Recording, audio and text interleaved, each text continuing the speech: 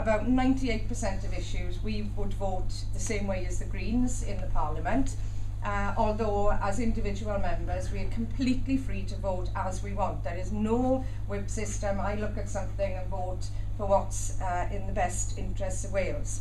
But the importance of having the political groups is because there are 20 committees in the European Parliament, and there are also delegations and committees, special committees set up on particular issues from time to time.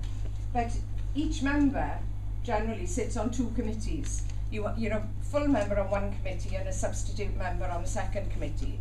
But when it comes to the voting in full Parliament, you're voting on reports that have come from all of these 20 different committees. So you have to work closely with your colleagues in the group for them to advise you how to vote. You can't possibly follow every issue in every committee.